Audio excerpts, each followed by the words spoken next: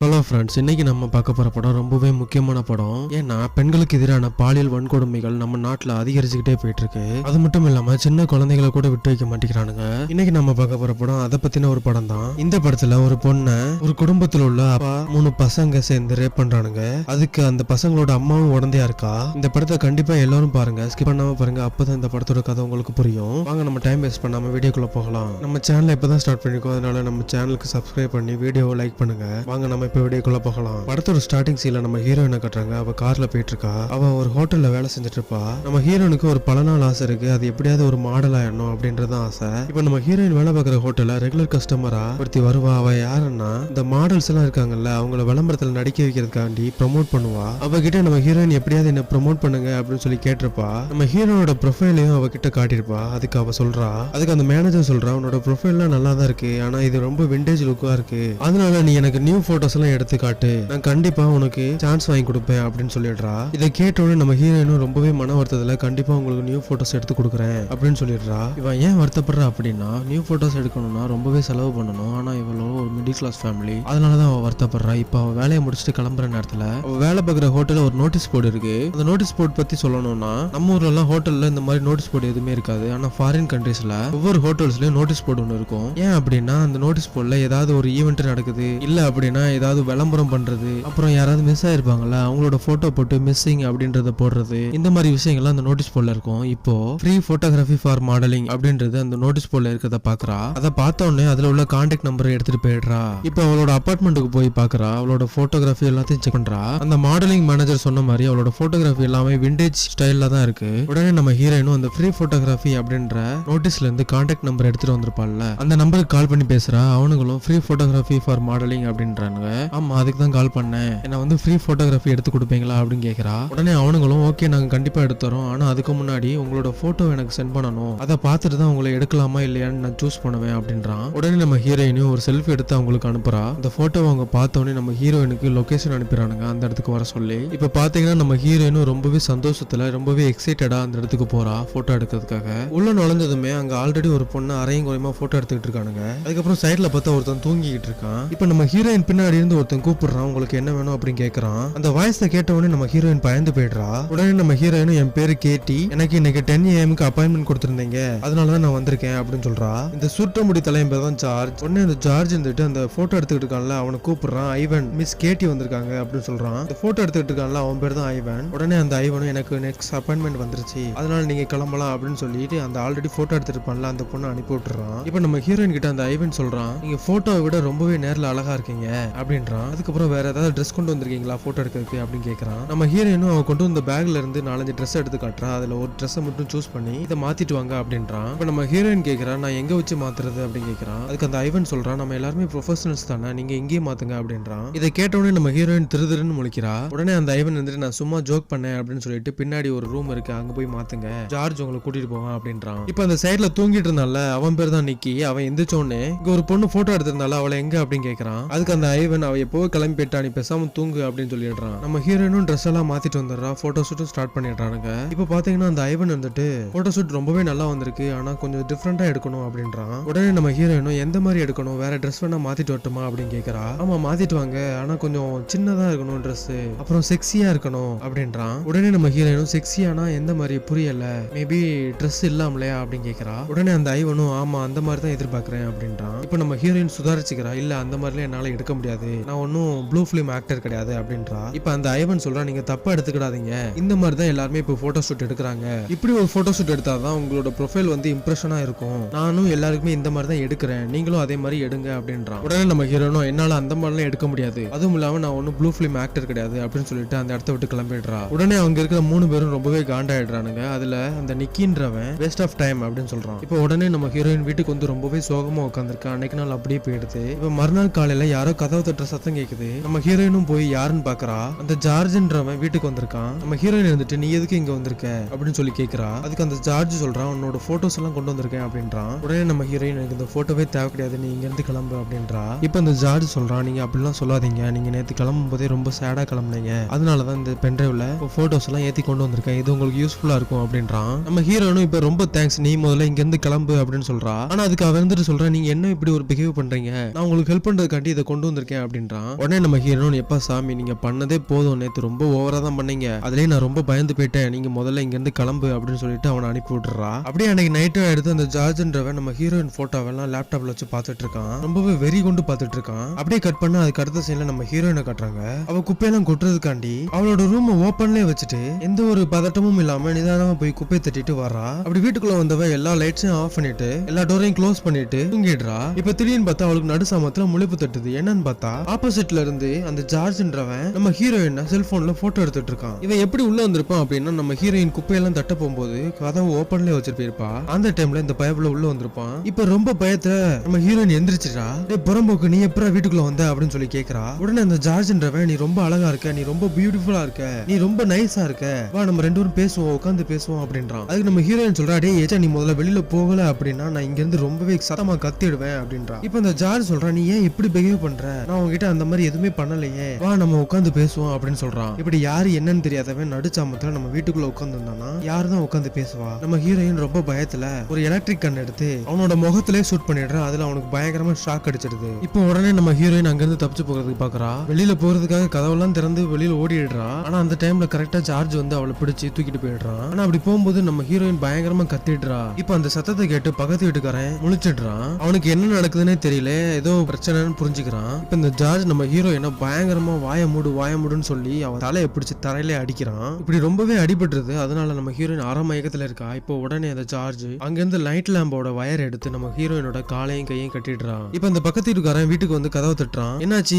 எதுக்கு கத்துறீங்க அப்படின்னு சொல்லிட்டு கேட்டுன்னு கூப்பிடுறான் நம்ம ஹீரோயின் பேரை சொல்லி. கதவை தட்டுற சத்தத்தை கேட்ட உடனே ஜார்ஜ் ஒளிஞ்சுக்கிறான். இப்ப அந்த பக்கத்து வீட்டுக்காரனும் கதவை திறந்துட்டு உள்ள வந்துடுறான். இப்ப உள்ள வந்தவன் அவளை காப்பாத்துறதுக்காக கிட்ட போறான். அப்போ முதல்ல ஜார்ஜ் வெளியில வந்து அவன் கையில வச்சு இந்த கத்தியை வச்சு அந்த பக்கத்து வீட்டுக்காரனை பயங்கரமா குத்தி கொன்னுடுறான். அதுக்கப்புறம் அந்த ஜார்ஜ் நம்ம ஹீரோயின் கிட்ட என்ன விரும்புறேன்னு சொல்லி உன்னை விட்டுறேன் அப்படின்னு ரொம்பவே வற்புறுத்துறான். நம்ம ஹீரோயினும் பயந்துகிட்டு சரி நான் உன்னை விரும்புறேன் அப்படின்றா. சரி அதோட விட்டுருவான் அப்படின்னு பார்த்தா அதுக்கப்புறம் தான் அவன் வேலையவே காட்டுறான். நம்ம ஹீரோயினை பயங்கரமா அபியூஸ் பண்றான். நம்ம ஹீரோயினும் என்ன விட்டுரு, தயவு செய்து என்ன விட்டுரு அப்படின்னு கெஞ்சிக்கிட்டு இருக்கா. ஆனா அவன் நம்ம ஹீரோயினை பயங்கரமா செக்ஷுவலி அபியூஸ் பண்ணிட்டு இருக்கான். அதுக்கப்புறம் எல்லாத்தையும் முடிச்சதுக்கு அப்புறம் அந்த போட்டோ ஷூட் எடுத்திருப்பான்ல ஐவன், அவனுக்கு போன் பண்ணி இந்த நடந்த விஷயம் எல்லாத்தையும் சொல்றான். இப்ப அவனுங்க ரெண்டு பேரும் இந்த இடத்துக்கு வந்துடுறானுங்க. வந்தவன் வேற யாரும் கிடையாது, இவங்க மூணு பேருமே அண்ணன் தம்பி தான். இப்போதான் இந்த விஷயத்தையும் நமக்கு சொல்றானுங்க. அதுக்கப்புறம் என்னடா பண்ணி தொலைஞ்ச அப்படின்னு ஏதாவது கேட்பானுங்கன்னு பார்த்தா அவனுங்க அந்த மாதிரி எதுவுமே கேட்கல. வந்தவனுங்களும் உடனே கையில கிளவுஸ் மாட்டினானுங்க. இந்த இடத்த முதல்ல கிளீன் பண்ணுங்கடா அப்படின்றான். அதுக்கப்புறம் இந்த பொண்ணை நம்ம உடனே நம்மளோட ஸ்டுடியோ கூட்டிட்டு போயிடணும் அப்படின்னு சொல்றான். இந்த ஜார்ஜுக்கு நம்ம ஹீரோனை பிடிச்சிருக்கும் போல உடனே ஐவனை ஒரு மாதிரி முறைச்சு பாக்குறான். உடனே ஐவன் சொல்றான், நீ வந்து ஆல்ரெடி இந்த பொண்ணை வேற ரேப் பண்ணிட்ட, இவன் இங்க இருந்தா நமக்கு தான் கெடுதல், அதனால இவளை மட்டும் நம்ம தூக்கிட்டு போயிடுவோம், இவன் இங்கேயே கிடக்கட்டும் அப்படின்னு சொல்லிடுறான். அப்படி தூக்கிட்டு போகும்போது அந்த பொண்ணு கத்தக்கூடாது இல்லையா, அதனால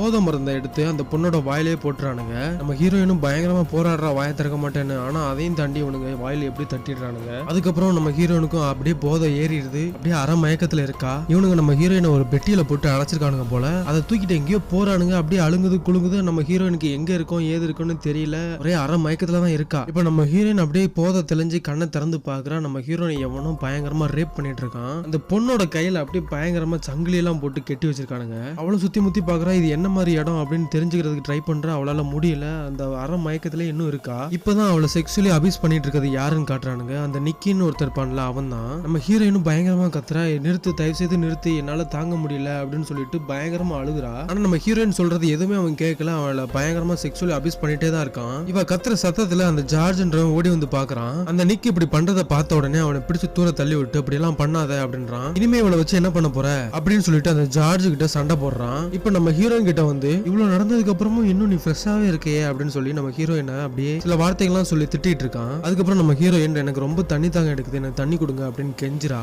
உடனே அந்த நிக்கின்றவன் தண்ணி தாகமா எடுக்குது அப்படின்னு சொல்லி கேட்டுட்டு அவன் மேலே யூரின் போறான். இது உனக்கு நல்லா இருக்கும், வந்தா வாங்கிக்கோ அப்படின்றான். இதை பார்த்தோன்னு அந்த ஜார்ஜ்ன்றவன் நிக்க தள்ளி விட்டுட்டு இப்படி எல்லாம் பண்ணாத அப்படின்னு சொல்லி அவங்க கூட சண்டை போடுறான். இவங்க ரெண்டு பேரும் போடுற சண்டையில அந்த ஐவன் கீழே இறங்கி வரான். நீங்க ரெண்டு பேரும் என்ன பண்றீங்க, முதல்ல சண்டையை நிறுத்துங்க அப்படின்றான். இப்ப ஜார்ஜ் சொல்றான், அந்த பொண்ணு மேலே இவன் யூரின் போயிட்டான் அப்படின்னு சொல்றான். இப்ப அந்த நிக்கு சொல்றான், இவன் ஒரு குப்பை இவ்வளவு வச்சு நம்ம என்ன பண்ண போறோம், அதனாலதான் நான் அப்படி பண்ணேன் அப்படின்றான். உடனே ஐவன் என்ன சொல்றான்னா, நீங்க முதல்ல இங்க இருந்து கிளம்புங்க, இவ்வளவு நான் பாத்துக்கிறேன் அப்படின்றான். இப்ப அந்த ஐவன் வந்துட்டு ஒரு பெட்ஷீட் எடுத்து நம்ம ஹீரோயின் கிட்ட போட்டுட்டு இதுதான் உனக்கு இப்ப தேவை அப்படின்னு சொல்லிட்டு அங்க இருந்து கிளம்பிடுறான். அதுக்கப்புறம் பாத்தீங்கன்னா நம்ம ஹீரோயின் கதறா என்ன காப்பாத்துங்க காப்பாத்துங்க அப்படின்னு சொல்லிட்டு. ஆனா எவனுக்கும் கேட்கல, ஏன்னா இவங்க இருக்கிறதே வந்து ஒரு பேஸ்மெண்ட்ல தான் இருக்காங்க. இவங்களுக்கு இதுதான் வழக்கம் போல, இந்த மாதிரி பொண்ணுங்களை கூட்டிட்டு வந்து இந்த இடத்துல போட்டு செக்ஷுவலி ஹராஸ் பண்றதா இவங்களுக்கு வேலை போல. அந்த விஷயமே இப்பதான் நமக்கு தெரியுது. அப்படியே சீனை கட் பண்ணி கொஞ்ச நேரம் போகுது. நம்ம ஹீரோயினும் பயங்கரமா கத்தி டயர்ட் ஆயிட்டா. அந்த டயர்ல தூங்கிட்டா போல. இப்போ திடீர்னு பார்த்தா பக்கெட் நிறைய தண்ணி எடுத்து வந்து அந்த ஐவன் நம்ம ஹீரோயின் மேலேயே ஊத்துறா. நம்ம ஹீரோயினும் பதறி போய் எந்திக்கிறா. இப்போ அந்த ஐவன் சொல்றான், நீ முதல்ல பக்கெட்ல இருக்க தண்ணி வச்சு உன்னை வாஷ் பண்ணிக்கோ அப்படின்றான். நம்ம ஹீரோயினும் பயங்கரமா கத்துறா, என்கிட்ட இருந்து உங்களுக்கு என்ன வேணும், என்னை ஏன் இப்படி சித்திரவதை பண்றீங்க அப்படின்னு கேக்குறா. நீ இப்படி சொன்னாலும் கேட்க மாட்டேன் அப்படின்னு சொல்லிட்டு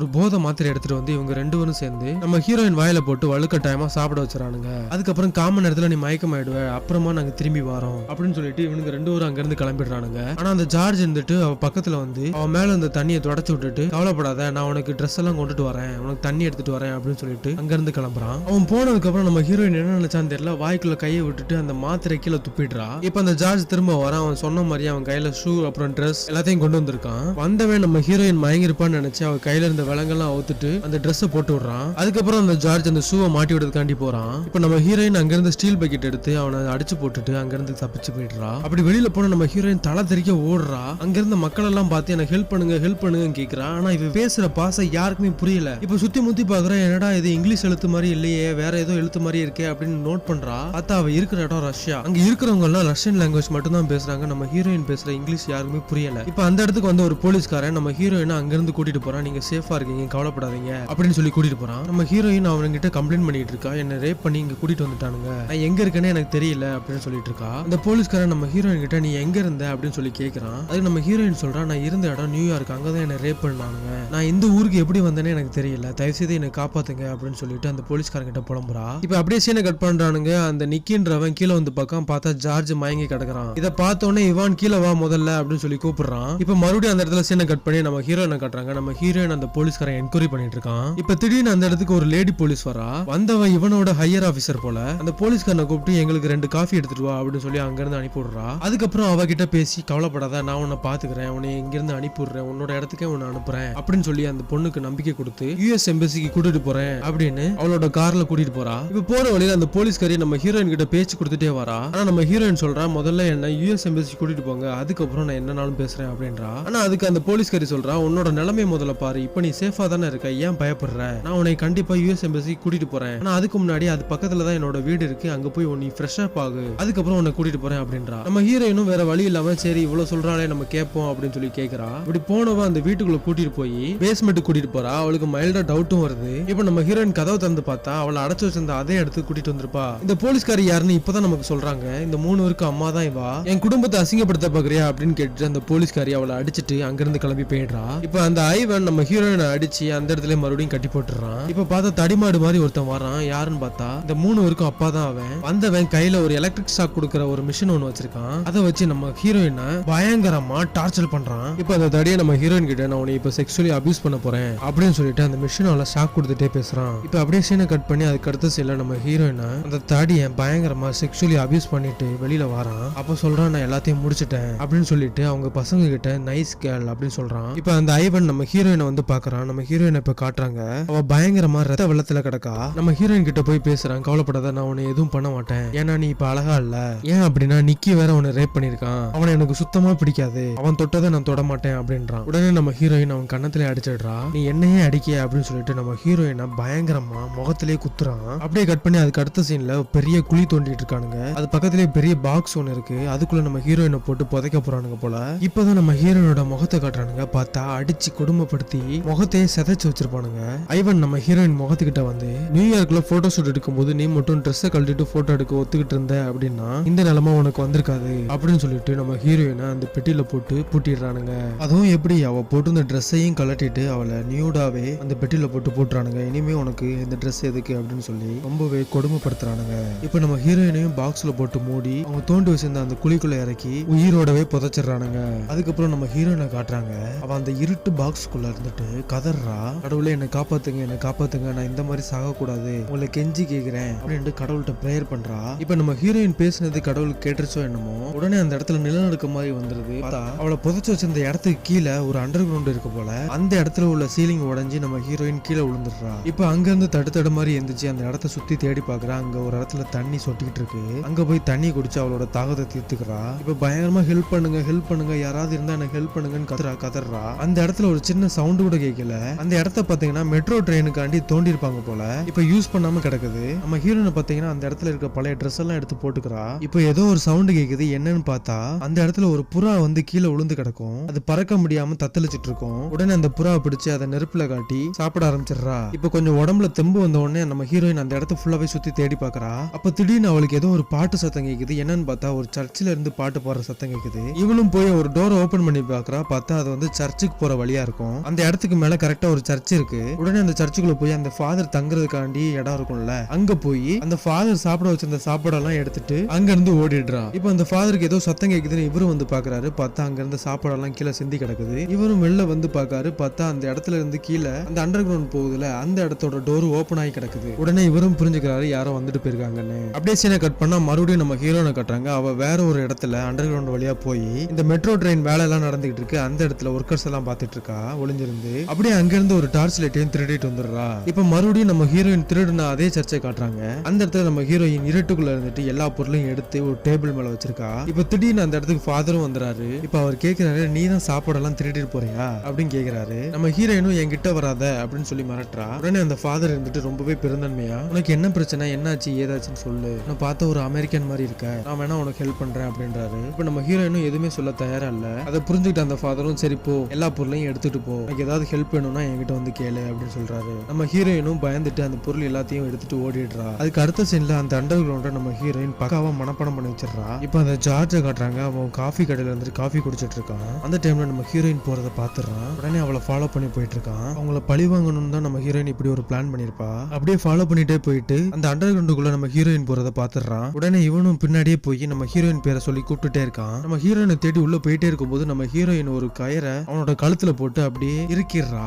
இப்ப அதோட அந்த சீன் அப்படியே கட் பண்ணி நம்ம ஃபாதரை காட்டுறாங்க. அந்த ஃபாதர் ஒரு போலீஸ்காரனை கூப்பிட்டு பேசுற. அந்த போலீஸ்காரன் யாருன்னா, நம்ம ஹீரோயின் அங்கிருந்து ஒரு தடவை தப்பிச்சு வெளியில போன ஒரு போலீஸ்காரனை தான் மீட் பண்ணிருப்பா. அந்த போலீஸ்காரனை தான் இப்ப காட்டுறாங்க. அந்த ஃபாதர் எல்லா விஷயத்தையும் அவங்க கிட்ட சொல்றாரு. இப்ப அந்த போலீஸ்காரன் சொல்றான், அந்த பொண்ணு என்கிட்ட தான் முதல்ல ஹெல்ப் கேட்டு வந்துச்சு, என்னால அந்த பொண்ணுக்கு ஹெல்ப் பண்ண முடியல. இப்படி இவங்க ரெண்டு பேரும் பேசிட்டு இருக்கும் போதே நம்ம ஹீரோயினை காட்டுறாங்க. அவ கிட்ட மாட்டியிருந்த அந்த ஜார்ஜ சுவத்துல ட்ரெஸ்ஸே இல்லாம கட்டி போட்டு வச்சிருக்கா. அதுக்கப்புறம் ஒரு கத்தி எடுத்து அவனோட உடம்புல அங்கங்க கிழிச்சிடுறா. அவனும் கெஞ்சிரான், என்ன விட்டுடுன்னு சொல்லிட்டு. இப்ப நம்ம ஹீரோயின் சொல்றா, இதே மாதிரி தான் நானும் கெஞ்சினேன், என்னை விட்டீங்களா அப்படின்னு அவங்க கிட்ட கேக்குறா. அதுக்கப்புறம் பாத்தீங்கன்னா எனக்கு கொஞ்சம் இறக்கம் காட்டுன்னு சொல்லி கேக்குறான். உடனே நம்ம ஹீரோயின் அவனை வெட்டுறதை நிறுத்திட்டு, சரி நான் இறக்கம் காட்ட தயாரா இருக்கேன் அப்படின்னு சொல்லிட்டு அந்த இடத்துல வேலை பார்க்க வந்தவங்க ஆல்ரெடி நிறைய சாப்பாடை வேஸ்டா போட்டுட்டு போயிருப்பானுங்க. அந்த சாப்பாடு கெட்டு போயிருக்கும்ல, அதை எடுத்துட்டு வந்து இவன் உடம்புல எந்த இடத்துல எல்லாம் வெட்டியிருக்காளோ அந்த இடத்துல அந்த சாப்பாடை தடவி விட்டுறா. இந்த சாப்பாட்டுல உள்ள கிருமிகள்லாம் உன்னோட உடம்புக்குள்ள போய் இன்ஃபெக்ஷன் வரும், அந்த கிருமிகள் உன்னை காப்பாத்துதா இல்ல பொழைக்க வைக்கதான் பார்ப்போம் அப்படின்னு சொல்லிட்டு அங்க இருந்து கிளம்பிடுறா. அதுக்கப்புறமா அந்த நிக்க காட்டுறாங்க. அவன் ஒரு கிளப்ல பொண்ணுங்களோட சந்தோஷமா கூத்தடிச்சிட்டு இருக்கான். அந்த இடத்துக்கு நம்ம ஹீரோயின் போயிடுறா.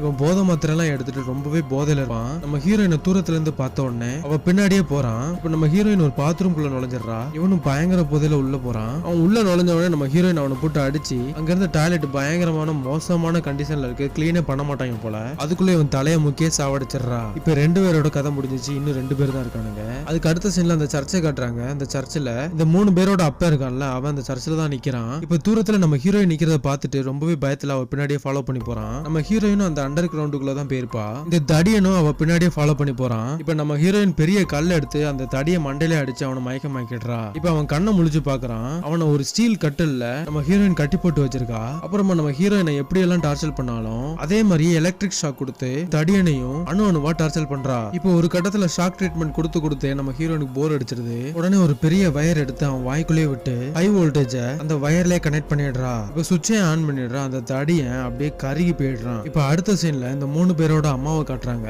அவ வேலையெல்லாம் முடிச்சுட்டு வீட்டுக்கு வந்து பாக்குறா. வீடே அலங்கோலமா கிடக்குது. இப்ப பேஸ்மெண்ட்ல இருந்து ஏதோ சத்தம் கேக்குதுன்னு உடனே கீழே இறங்கி வந்து பாக்குறா. அவ பேஸ்மெண்ட்டுக்குள்ள வந்த உடனே நம்ம ஹீரோயின் பின்னாடி இருந்து அவ கண்ணத்திலே ஒரு அடி கொடுத்துட்டு நம்ம ஹீரோயினை புதைக்கிறதுக்காண்டி தோண்டி இருப்பாங்களோ ஒரு குழி, அந்த குழிக்குள்ளே தள்ளி விட்டுறா. இவளை எப்படி பெட்டிக்குள்ள போட்டு அடைச்சி கட்டி வச்சிருந்தாங்களோ அதே மாதிரியே அவளையும் பண்றா. இப்ப நம்ம ஹீரோயின் அவகிட்ட சொல்றா, என்னை எப்படி நம்புன்னு சொல்லி என்னை ஏமாத்தின, இப்ப எல்லாத்துக்கும் சேர்த்து அனுபவி அப்படின்னு சொல்லிட்டு அந்த இடத்த விட்டு விலகுறா. இப்பதான் அந்த ஜார்ஜை காட்டுறாங்க. அந்த ஜார்ஜோட வயத்திலே வெட்டிருப்பா போல.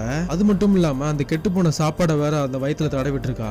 ரொம்பவே இன்ஃபெக்ஷன் வச்சு அந்த குடலே வெளியில பொத்துக்கிட்டு வெளியில வந்திருக்கு. அதை பார்த்த உடனே இவளுக்கு தாங்க முடியல. என் பையனை ஏன் இப்படி பண்ணிருக்க, ப்ளீஸ் அவளை விட்டுரு, அவனை விட்டுருன்னு கெஞ்சிட்டு இருக்கா. உடனே நம்ம ஹீரோயினும் அந்த பெட்டியோட மூடி எடுத்து டப்புன்னு அடிச்சு அதை மூடிடுறா. அப்படியே அந்த சீனை கட் பண்ணி இப்ப ஐவனை காட்டுறாங்க. அவன் வீட்டுக்கு வந்து பாக்குறான். வீடே அலங்கோலமா கிடக்கல. உடனே அவனும் என்ன நடந்துச்சுன்னு தெரியலையே அப்படின்னு சொல்லிட்டு அண்டர் கிரவுண்ட்ல வந்து செக் பண்றான். அங்க நம்ம ஹீரோயினுக்காண்டி தோண்டி வச்சிருந்த குழியை பார்த்துட்டு அது கீழே ஒரு அண்டர் கிரவுண்ட் இருக்கிறது இப்பதான் அவனுக்கு தெரியுது. அங்க வந்து செக் பண்ணிட்டு இருக்கான். இப்ப அந்த சீனை அப்படியே கட் பண்றாங்க. அந்த போலீஸ்காரனையும் அந்த ஃபாதரையும் காட்டுறாங்க. அந்த போலீஸ்காரன் இருந்துட்டு அந்த பொண்ணுகிட்ட எனக்கு கண்டிப்பா கண்டிப்பா பேசணும் அப்படின்னு சொல்றான். உடனே அந்த ஃபாதரும் நம்ம ஹீரோயின் ஒரு வழியா வந்திருப்பாள்ல அண்டர் கிரவுண்ட் வழியா, அந்த வழியை காட்டி இதுக்குள்ள போய் செக் பண்ணு, கண்டிப்பா அவ இதுக்குள்ளதான் இருப்பா அப்படின்னு சொல்லி அனுப்பி விடுறாரு. அதே நேரத்துல இந்த பக்கம் அந்த ஐவன் ஜார்ஜ் கட்டி போட்டிருந்தால நம்ம ஹீரோயின் அந்த இடத்துக்கு வந்து ஜார்ஜ்னு கூப்பிட்டு இருக்கான். இப்போ நம்ம ஹீரோயினும் அவன் தலையில அடிச்சு அந்த இடத்துல மயக்கி விட்டுறா. அவன் கண்ணை திறந்து பாக்குறான். அந்த ஐவனை ஒரு டேபிள் மேல படுக்க வச்சு, அந்த டேபிள் என்ன டேபிள்னு பாத்தீங்கன்னா இந்த கார்பெண்டர் எல்லாம் யூஸ் பண்ணுவாங்க தெரியுமா, ஒரு மரக்கட்டையை ஹோல்ட் பண்ணி வைக்கிறதுக்கு. அந்த பக்கம் இந்த பக்கம் ஸ்டீல் இருக்கும், அது நடுவுல அந்த மரக்கட்டையை வச்சு டைட் பண்ணிடுவாங்க. அந்த மரக்கட்டை அப்படியே ஹோல்ட் ஆகி நிக்கும். அந்த டேபிள்ல படுக்க வச்சிருக்கான். அதுக்கப்புறம் அவனோட ஆணுறுப்பு எடுத்து அந்த 2 ஸ்டீலுக்கு நடுவுல மாட்டி வச்சு நல்லா டைட் பண்ணிடுறான். இப்ப அவன் கண்ணை முழிச்சு பாக்குறான். அதை பார்த்த உடனே பயங்கரமா வழியில கத்துறான். என்ன